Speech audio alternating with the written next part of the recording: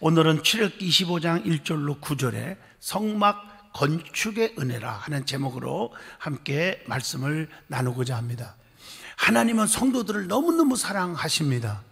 그래서 하나님이 누구냐고 물어보면 제일 먼저 대답이 하나님은 사랑이십니다 라고 말합니다. 그렇기 때문에 우리에게 은혜를 주시고 축복을 넘치게 주시기를 지금도 원하고 계십니다. 그러나 아무에게나 누구든지 복을 주시는 분은 아닙니다. 왜냐하면 하나님은 공의로우신 분이요 질서가 있는 분입니다. 그래서 성경의 원리도 보면 심는 대로 거두리라, 수고한 대로 먹으리라, 행한 대로 갚으리라, 구한 대로 받으리라, 믿음대로 될지어다. 이게 성경의 원리잖아요. 뭔가 축복받을 만한 원인이 있을 때 결과는 너무 아름답게 맺어진다는 것입니다. 다시 말하면 축복을 받을 만한, 은혜를 받을 만한 신앙의 모습이 있을 때 하나님은 복을 주신다는 것입니다. 그러면 어떻게 해야 복을 받을 수 있을까? 하나님께서는 축복을 받는 지름길이 몇 가지가 있죠. 축복의 통로가 있어요. 그 통로를 모르면 안 되잖아요. 이스라엘 백성들이 축복받는 지름길, 가나안 땅에 가는 지름길이 있는데도 40년, 일주일이면 갈 수 있는 거리를 40년을 방황했단 말이에요. 우리는 이걸 아실 때 여러분들이 헤매지 마시고 지름길을 딱 찾아서 여러분 은혜와 기적과 축복 속에 사는 성도들이 되시기를 축복합니다. 그 길이 첫째가 말씀을 통해서 축복을 줍니다. 신명기 28장 1절로 6절 보면 말씀대로 살고 순종하는 자에게는 이 모든 복이 내게 임한다 이랬어요. 6절에도 들어와도 복을 받고 나가도 복을 얻게 하실 것이라 이렇게 약속했어요. 또 하나는 두 번째로는 성령님의 인도를 통해서 축복이 옵니다. 여러분 스가랴 4장 6절 우리의 힘으로 되는 게 아무것도 없습니다. 성령께서 역사하셔야 합니다. 그래서 성령 충만한 체험적인 믿음을 갖고 신앙생활 하셔야 합니다. 세 번째로는 교회를 통해서 축복을 줍니다. 시온의 대로가 열리게 하신다고 했으니 오늘 여러분 이 성막록이 다 교회론입니다. 여러분들이 큰 은혜가 임하기를 바랍니다. 그리고 주의 종을 통해서 역사하십니다. 신명기 21장 5절 보면 제사장은 주의 종은 하나님이 택했고 축복하게 하시며 축복권을 주셨기 때문입니다. 마지막 하나는 부모의 신앙을 통해서 축복이 옵니다. 이걸 유전적 축복, 조상적 축복이라고 합니다. 자녀들이 잘 되기를 바라십니까? 내가 하나님 앞에 신령과 진정의 예배와 신실하면 하나님이 자녀들에게 보상을 해주는데 아브라함으로부터 이삭, 이삭으로부터 야곱, 야곱으로부터 요셉 이렇게 역사가 일어나잖아요. 솔로몬이 축복받을 건덕지가 없는데도 왜 전무후무한 부귀영화와 지혜를 얻었고 축복의 왕이 됐을까? 그것은 내 애비 다윗 때문이라고 그의 입에서 고백을 합니다. 다윗 때문에 하나님 앞에 회개할 줄 알고 주의 종의 책망을 받을 줄 아는 다윗, 이 다윗을 통해서 솔로몬이 복을 받게 되었다고 성경은 분명히 말합니다. 오늘 이렇게 5가지의 통로가 있지만 그 중에서 특별히 성전, 교회를 통해서 축복이 온다는 말씀입니다. 오늘 본문 말씀은 하나님께서 이스라엘 백성에게 성막을 지으라 이렇게 명령하신 겁니다. 성막은 오늘날의 교회, 성전을 의미합니다. 본문 2절을 보면 성막을 짓기 위해서 하나님 앞에 예물을 드리라 이렇게 말하고 있습니다. 오늘 이 본문을 통해서 이스라엘 백성들이 성막을 짓기 위해 어떤 예물을 드렸는지 생각을 해보면서 은혜를 나누고자 합니다. 제일 먼저 성막을 짓는 것은 절대적인 하나님의 명령이라는 것입니다. 그러면 성막의 의미가 무엇입니까? 성막은 하나님의 계시에 의해서 꾸며진 하나님의 거하시는 곳, 거처이고 이스라엘 백성의 삶의 중심지입니다. 성막은 지상에 존재한 하나님의 처소입니다. 성경을 보면 하나님께서 거하시는 처소를 성막 혹은 성소로 비유하고 있음을 출애굽기 15장 17절을 통해서도 알게 됩니다. 성막은 하나님과 만나는 장소입니다. 하나님과 우리와의 사랑에 교제하는 장소이기도 합니다. 성막 안에는 두 개의 큰 방이 있는데 그것은 성소와 지성소로 되어 있습니다. 성막은 이스라엘 백성들에게는 하나님과의 뜨거운 친교의 장소요, 문제를 가지고 나와 의논할 수 있는 하나님과의 개별적인 만남의 장소이기도 합니다. 그러면 성막이란 구체적으로 무슨 말입니까? 영어로 말하면 태버네클이라는 단어가 있습니다. 이동 성전인 성막에 대한 명칭의 하나로 출애굽기 16장 1절과 9절에서도 말씀합니다.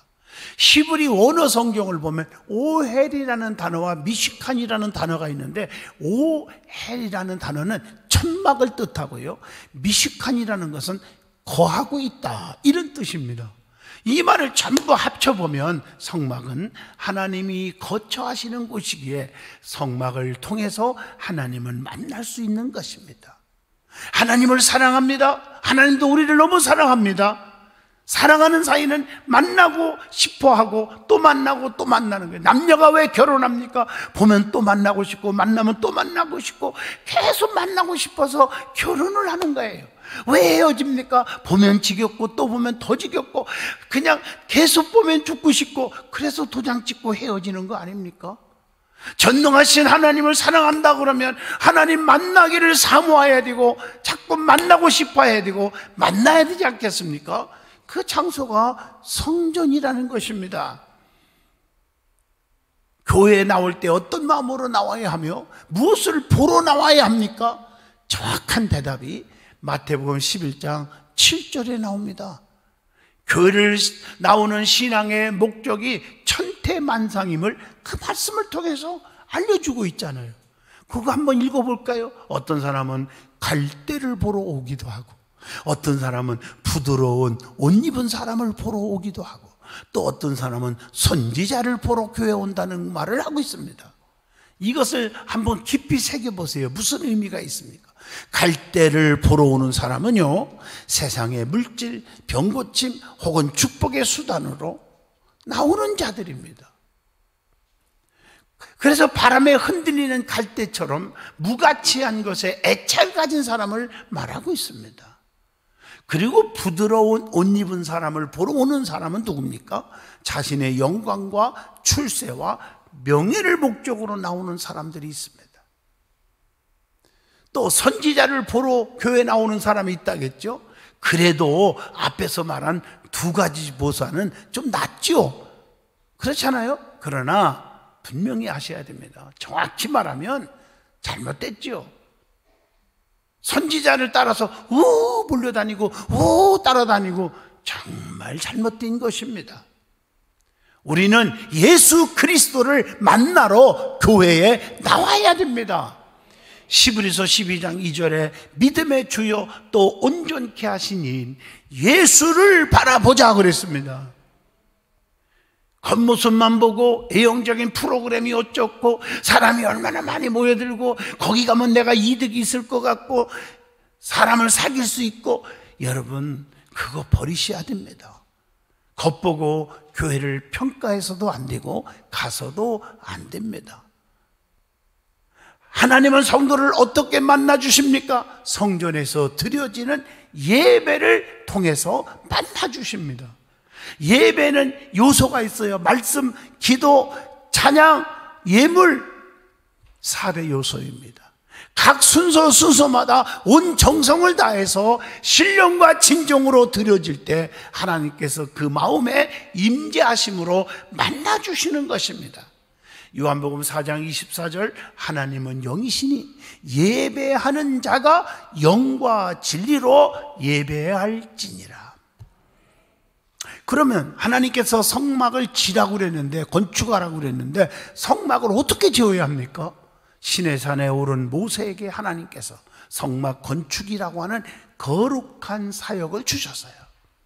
이런 사건을 통해서 우리는 하나님이 맡겨주시는 일들을 어떻게 해야 하는지를 깨닫게 하고 배우게 해주는 겁니다. 성도들의 대부분이 하나님의 일과 사람의 일을 혼돈하는 경우가 너무 많아요. 개인의 일을 하나님의 일이라는 미명하에 행하기도 하며, 하나님의 일을 개인의 일처럼 인간의 노력과 또 인간의 고집, 수단, 방법, 이론 가지고 해결하려고 하는 사람들이 너무나 많습니다. 이것은 대단히 잘못된 것입니다. 우리는 하나님의 뜻과 하나님의 말씀을 분명하고 정확하게 이해하여야 합니다. 하나님의 말씀에 어떤 자세를 가지고 임해야 할까요? 첫째, 본문 2절에 나오지요. 즐겁게 자원하는 마음으로 하라고 했습니다. 주의 일은 억지로 해서는 안 됩니다. 고린도후서 8장 11절로 12절입니다. 베드로전서 5장 2절로 3절, 즐거운 기쁜 마음으로 하나님의 즐거운 뜻으로 하라겠습니다. 그럴 때 베드로전서 5장 4절에 영광의 면류관을 주신다고 약속하고 있는 것입니다. 우리는 하나님의 일을 함에 있어서 내가 여기 있나이다, 나를 보내주시옵소서, 이사야 선지자의 고백을 우리의 고백으로 삼아서 사명의식, 소명의식을 가지고 열심으로 일을 해야 합니다. 그리고 고린도후서 9장 8절로 9절에 보면 넘치게 하라, 그런 말씀이 나와요. 두 번째로 오늘 본문 8절입니다. 하나님을 위해 행하여야 한다 그랬습니다. 성막 건축은 오직 하나님께 영광을 돌리기 위한 것입니다. 이를 통해서 하나님께서 영광을 받으시기를 원하시고 계십니다. 모든 과정과 되어지는 일들이 사람에게 과시하기 위한 것이 아닌 온전히 하나님만을 위한 것이 되어야 합니다. 세 번째로는 하나님께서 시키는 대로 행하라는 거예요. 본문 9절의 말씀입니다. 하나님은 구체적으로 우리에게 지시하고 있음을 찾아보게 되잖아요. 하나님의 일을 할 때에는 인간의 잔꾀나 권모술수가 있어서는 안 됩니다. 사무엘상 15장 21절 말씀처럼 오직 순종이 제사보다 낫다는 거예요. 우리는 무엇보다도 하나님의 뜻을 가장 우선으로 삼고 일을 해야 한다고 이사야 55장 9절에서 말씀합니다. 하나님께서 가르쳐 주시는 대로 살면 실패하거나 좌절하거나 망하는 일이 결코 없습니다. 네 번째, 성경에는 하나님께서 시키는 대로 해서 구원과 복을 받은 사례들이 너무 많이 나오잖아요. 창세기 6장 22절 노아도 하나님이 시키는 대로 방주 만들어서 살았잖아요. 여호수아 6장 23절 기생나합도 붉은 줄을 내걸어 하나님이 시키는 대로 해서 그 가족은 다 살았잖아요. 출애굽기 11장 5절 문술주에 양의 피를 바르라는 하나님의 명령대로 그대로 따라서 하나도 안 죽고 살았잖아요. 요한복음 2장 5절에 가나의 혼인잔치집에서 주님이 시키는 대로 순종했을 때 물이 변하여 포도주가 되는 기적이 일어났지 않습니까? 요한복음 6장 1절로 15절에 한 아이가 드린 버릇도 5덩어리와 물고기 2마리 가지고 우리 예수님께서 축사하시고 떼어줘라 할 때 시키는 대로 순종했을 때 5,000명 이상 먹이고도 12강주리가 남았다는 것입니다. 우리는 하나님이 시키는 대로 하시면 됩니다. 인간의 방법과 수단, 지식, 경험 가지고 꼼수 부리지 않기를 축복합니다. 그러면 이 성막 재료를 통해서 우리에게 주시는 영적인 깊은 의미가 있습니다. 성막의 재료는 백성들이 드린 예물입니다. 그런데 즐거운 마음으로 내는 자의 예물을 사용하라, 이렇게 말씀하셨어요. 여러분, 즐거움이 없고 억지로 그냥 짜증내면서, 다시 말하면 신앙생활하면서 불평하고 원망하면서 드려지는 그 모든 예물과 헌신은 하나님이 사용하지 않는다는 것입니다. 이스라엘 자손 중에 즐거운 마음으로 내는 자의 예물을 받아서 그들을 씻겨 하나님을 위하여 성소를 짓되 하나님께서 명하신 대로 지으라고 말씀을 주고 있습니다. 이스라엘 백성들이 드려진 예물의 출처를 한번 생각해 보면 은혜가 됩니다. 하나님은 이미 그들에게 바칠 수 있을 만한 재물들을 주셨다는 것입니다. 출애굽기 12장 36절 보면 이스라엘 백성들이 출애굽할 때 애굽인들로부터 허다한 재물을 구하게 하셨어요. 그러나 그 당시 그들은 그 많은 재물을 자기들의 것으로 착각하고 여겼죠. 장차 성막을 건축하기 위한 하나님의 계획을 깨닫지 못했던 것입니다. 지금도 하나님께서는 성도들의 예물을 받으시고 그 예물로 건축된 성전에서 우리를 만나 주십니다. 중요한 것은 그렇기 때문에 예물을 드릴 때는 자원하는 마음, 즐거운 마음으로 드려져야 할 줄로 믿습니다. 우리가 소유한 모든 재물은 하나님께로부터 온 것임을 깨달아야 합니다. 주의 일을 이루기 위해서 잠시 위탁하신 것이라는 청지기적 의식을 늘 가지고 살아야 합니다. 왜 나에게 건강을 주셨을까? 왜 나에게 물질을 주셨을까? 이때를 위함이라. 하나님이 이미 이런 계획 속에서 우리를 사용하시는 거예요. 우리의 가진 물질을, 우리의 건강을 여러분 사용하시는 거예요. 그러면 예물의 종류와 그 쓰임에 대해서 한번 살펴보겠습니다. 예물은 성막의 재료로 쓰여졌습니다. 예물로 드려진 성막의 재료는 크게 5가지로 구분되어 있죠. 하나는 귀금속으로 금, 은, 놋입니다. 금은 아카시아 나무, 즉 조각목으로 만든 법궤를 싸고 법궤의 뚜껑인 속죄소를 만들었고요. 그 외에 법궤의 장식물들을 만드는데 금으로 쓰여졌습니다. 출애굽기 25장 10절에서 40절까지 말씀입니다. 또 은으로는 성막을 위하여 만들어 세운 널판 아래 둘 받침을 만드는 데 쓰여졌음을 출애굽기 26장 15절로 25절까지 기록되어 있습니다. 성막의 뜰을 만들기 위해서 치는 세모포장의 기둥과 가름대를 만드는 데 사용되었음을 출애굽기 27장 9절로 11절에도 나옵니다. 그 다음에 놋이 있어요. 놋. 출애굽기 26장 11절에 보면 성막과 성막을 이렇게 연결하여 한 막이 되게 하는 고리를 만드는데 놋을 사용했어요. 성막의 뜰을 만들기 위하여 치는 세마포장의 기둥을 받치는 받침대를 만드는 데도 쓰여졌음을 알 수가 있습니다. 그 외에 성막에서 쓰이는 모든 기구와 그 말뚝과 뜰의 포장 말뚝을 다 놋으로 만들어졌어요. 그 다음에 유색 면사의 종류가 있어요. 청색, 자색, 홍색실, 가는 배실 이렇게 나와요, 성경에. 출애굽기 26장 1절에 보면 성막을 수놓을 때 사용했다고 했어요.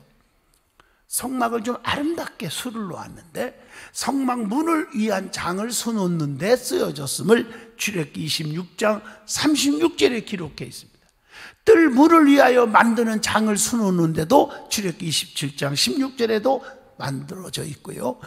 또 제사장의 복장에 사용되기도 했어요. 출애굽기 28장에 보면. 또 피형류가 나오는데 피형류로서는 염소털과 물들인 순양의 가죽과 해달의 가죽이 있다고 말하고 있거든요. 이것들은 성막을 덮는 막을 만드는 데 쓰여졌음을 출애굽기 26장 7절에 나옵니다. 기름과 또한 향유류가 있는데 곧 등료와 관우에 드는 향품과 분향할 향을 만드는 향품인데 이것들을 성막에 끊이지 않고 불을 켜놓으라고 하는 하나님의 명을 받드는 데 쓰여졌음을 출애굽기 27장 20절에 나옵니다. 그래서 그 불이 꺼지면 안 돼. 영적으로 은혜의 불, 성령의 불, 믿음의 불이 꺼져서는 안 된다는 거예요. 그래서 레위기 6장 12절로 13절에 보면 제단의 불을 항상 피워 꺼지지 않게 할지니라.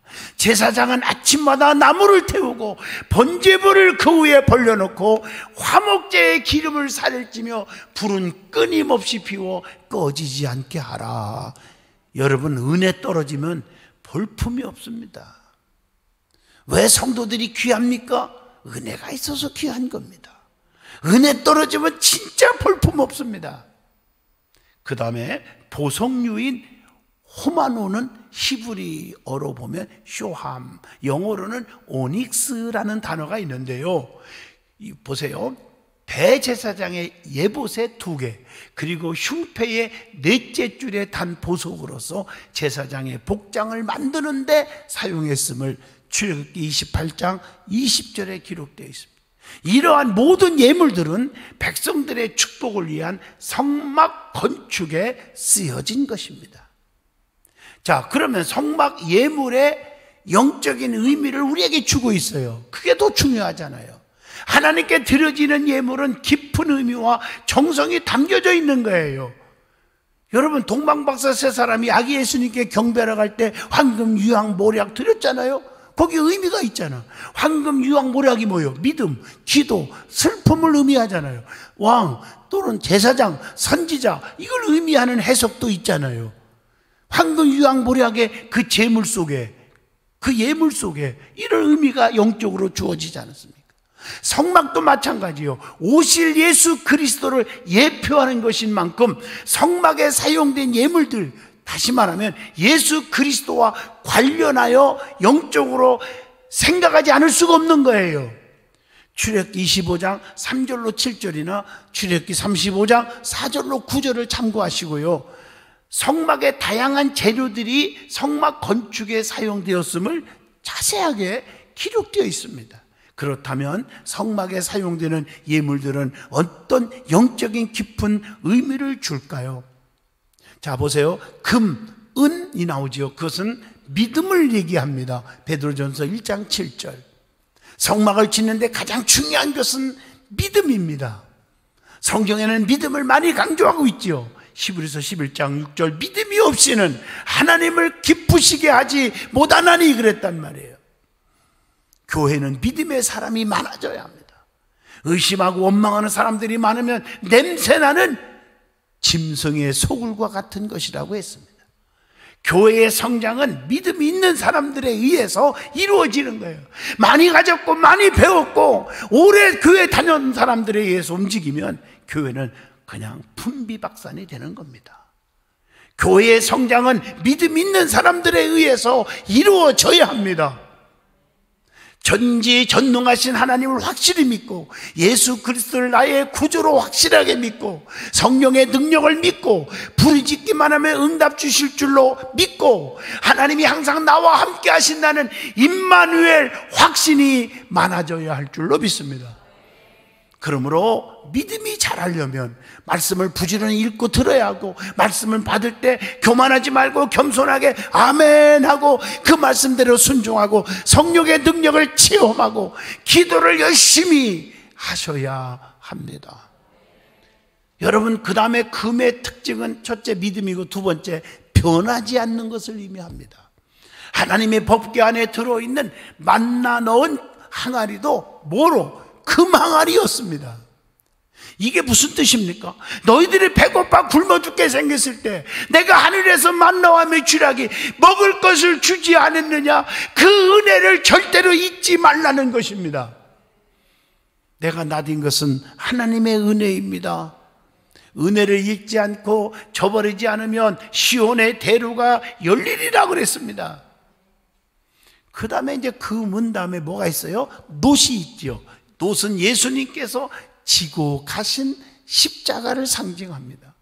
놋은 단단합니다. 그래서 성막을 짓는데 놋이 절대로 필요했습니다. 이처럼 성도들과 교회는 예수 그리스도의 십자가의 은혜 없이는 존재의 가치가 없다고 민수기 21장 8절로 9절을 통해서 깨닫게 해줍니다. 순종하고 바라본 자는 살았어요. 놋뱀을 쳐다봐라. 불순종한 자는 불뱀에 물려가지고 독이 올라갔고 다 비참하게 고통받다가 죽어버렸어요. 이 말씀을 예수님이 주셨지요. 요한복음 3장 14절 15절. 모세가 광야에서 뱀을 든 것 같이 인자도 들려야 하리니 이는 그를 믿는 자마다 영생을 얻게 하려 하심이니라. 이렇게 말하고 있어요. 다시 말하면 믿음으로 십자가를 튼튼히 붙잡고 나아가는 사람은 절대로 망하지 않습니다. 십자가를 생각하면 현재의 어려움은 아무것도 아니잖아요. 환난 핍박 참을 수 있잖아요. 그 다음에 청색실이 나와요. 생명을 주시는 그리스도를 의미합니다. 예수님께서는 친히 자신을 요한복음 11장 25절에 생명이라고 말하고 있습니다. 그 다음에 자색실이 나와요. 만왕의 왕 그리스도를 의미합니다. 사사기 8장 26절에 보면 자색 옷은 통치자, 왕, 감독, 방백들이 입었던 옷입니다. 그리고 홍색실이 나오는데 피 흘려 돌아가신 예수 그리스도를 의미합니다. 홍색은 예수님의 십자가의 보혈의 피의 색깔이잖아요. 이스라엘 백성들이 양의 피를 문설주에 발라 심판을 면한 것처럼 보배로운 피를 흘리신 예수 그리스도는 우리에게 구원을 주신 분입니다. 그리고 가는 배실이 나와요. 성실하신 그리스도. 가는 배실을 일명 세마포라고도 합니다.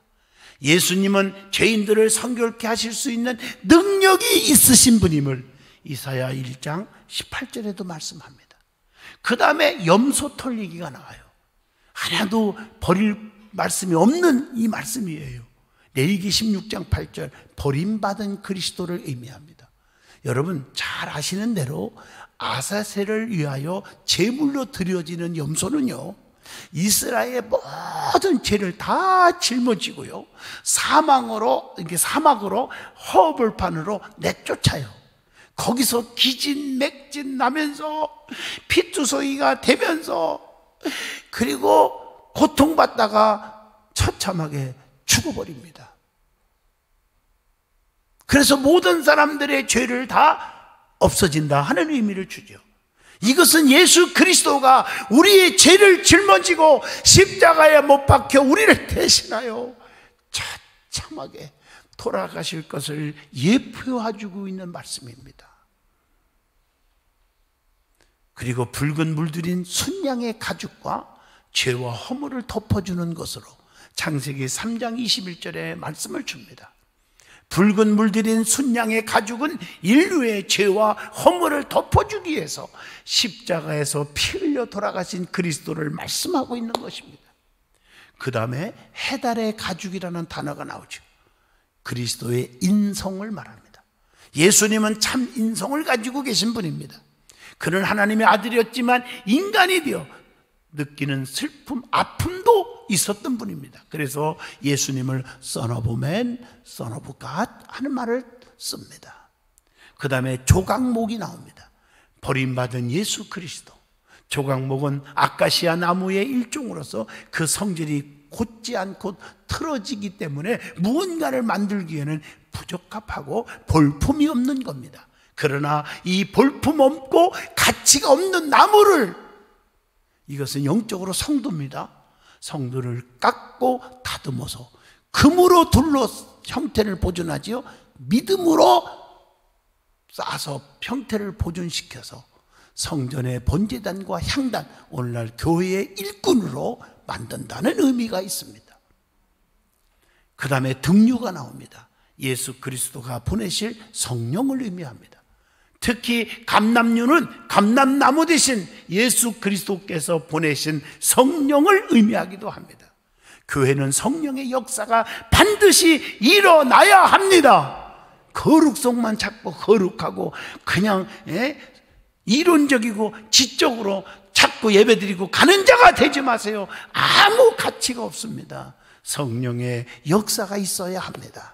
성령의 역사가 있을 때 봉사가 힘이 있고 기도에 힘이 있는 것입니다. 그 다음에 관유, 감람유와 향유를 관유라고 그러죠. 사역해 하시는 성령, 특히 성령의 은사를 가리킵니다. 그래서 관유로 부음을 입은 자만이 하나님을 섬길 수 있고 봉사할 수 있다고 하는 의미입니다. 오늘날도 성령의 역사하심을 힘입을 때 하나님께서 맡겨주신 귀한 사명을 능력 있게 감당할 수가 있습니다. 그 다음에 향품, 성도의 뜨거운 눈물의 기도입니다.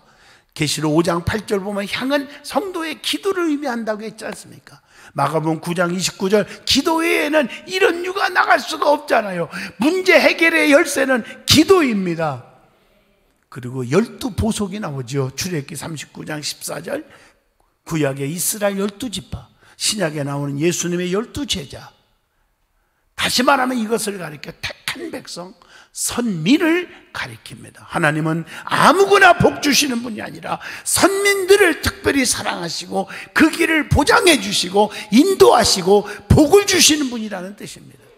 우리가 선민의 자격을 갖추고 선민답게 그리스도인답게 겸손과 온유로 살 때 하나님의 복을 보장받을 수 있다는 것입니다. 결론적으로 말하면 성막은 오늘날의 교회입니다. 하나님은 교회를 통해서 축복하고 만나주시고 은혜를 풍성하게 주십니다. 교회가 세워지는 것은 하나님의 뜻이요 하나님의 명령입니다. 하나님의 명령대로 성전을 지어가면서 하나님께서 책임져 주신다는 것을 기억하시기를 바랍니다. 우리 든든한 교회가 성전을 건축했지만 아직도 갚아야 할 것도 있지만 성전을 건축할 때 얼마나 헌신한 분들이 많습니까? 그러나 새로 오시는 분들도 그래서 건축원금을 드리고 있는 것도 여기에 의미가 있다고 봅니다. 하나님 앞에 함께 동참하고 참여해서 교회를 통한 하나님의 인자하심과 선하심과 축복하심을 체험할 수 있기를 바랍니다. 기도합니다. 거룩하신 하나님, 성전의 기둥들이 되게 하시고 성전의 아름다운 열매들이 되게 하여 주옵소서. 그래서 성전을 통한 시온의 대로가 열리게 하시고 내가 내 교회를 세우리니 음부의 권세가 이기지 못하게 하리라 하신 말씀, 예루살렘을 향하여 평안을 구하라, 예루살렘을 사랑하는 자에게 내가 형통케 하리라고 하신 말씀을 믿습니다. 저들을 책임져 주시옵소서. 예수님 이름으로 기도하옵나이다. 아멘.